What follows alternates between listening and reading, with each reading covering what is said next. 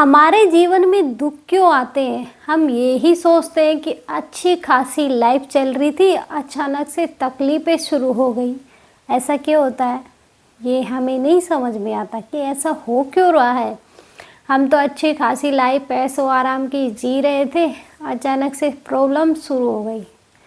अब टेंशन ही tension, tension ही tension. लेकिन आपको क्या पता है कि हमेशा ऐसा नहीं है कि हमने पिछले जन्म में या इस जन्म में कोई गलत काम किया है या कोई पाप किया है तो उसी की सज़ा हमें हर बार मिलेगी। ऐसा नहीं है। बहुत सी बार जब भगवान को कुछ देना होता है तो पहले बोलते हैं ना कि बिना परीक्षा के कुछ नहीं मिलता। वो ही भगवान के वहाँ भी सेम प्रोसेस ही चलता है कि बिना तुम्हारे संघर्ष देखे भगवान जब तक तुम्हें संघर्ष नहीं देंगे तुम्हें वो कुछ नहीं देने वाले।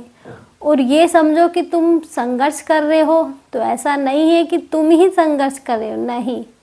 जब तक भगवान तुम्हें संघर्ष करने की शक्ति नहीं देगा या कि तुम्हारे साथ संघर्ष में तुम्हारा साथ नहीं देगा तब तक तुम संघर्ष नहीं कर सकते। ये बात हमेशा याद रखना, क्योंकि संघर्ष में हमें बहुत चीज़ें सीखने को मिलती है।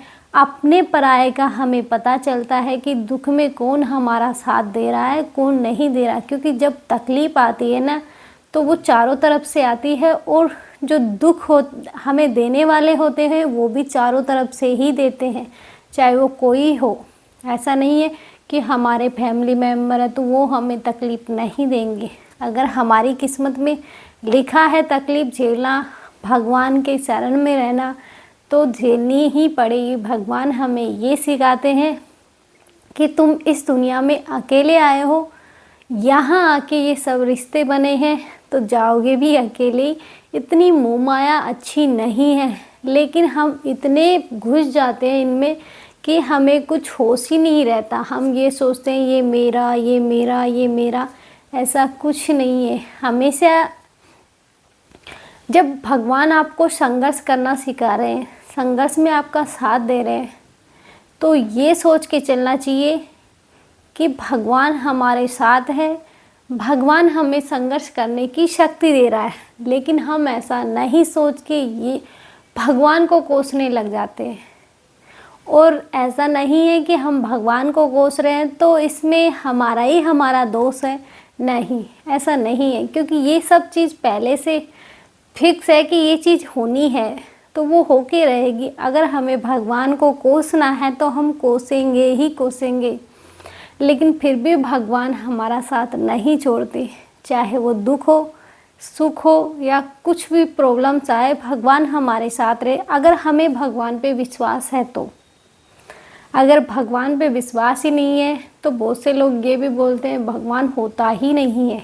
अगर भगवान नहीं होता तो जो ये प्रकृति है, जो सूरज भगवान रोज़ निकल के आते हैं, चंद्रमा टाइम पे जाते हैं, तो ये भी तो कौन चला रहा है फिर इन सबको?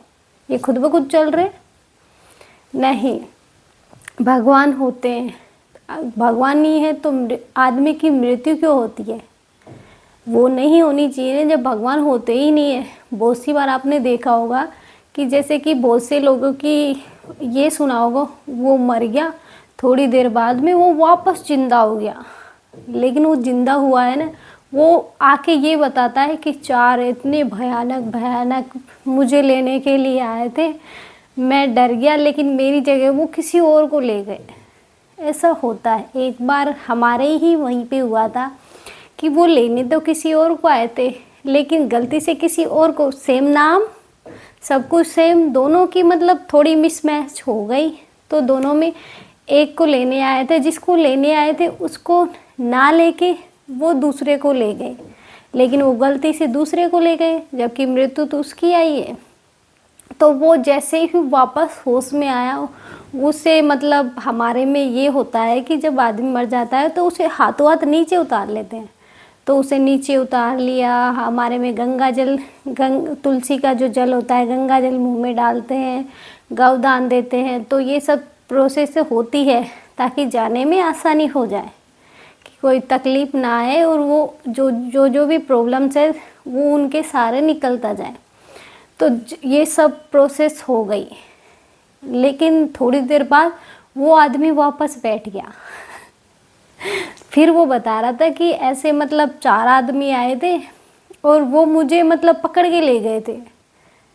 लेकिन जैसे ही वापस उन्होंने रास्ते में ये बोला कि ये गलत लेके आए हैं हम, तो उन्होंने मुझे धड़ाम से गिरा दिया।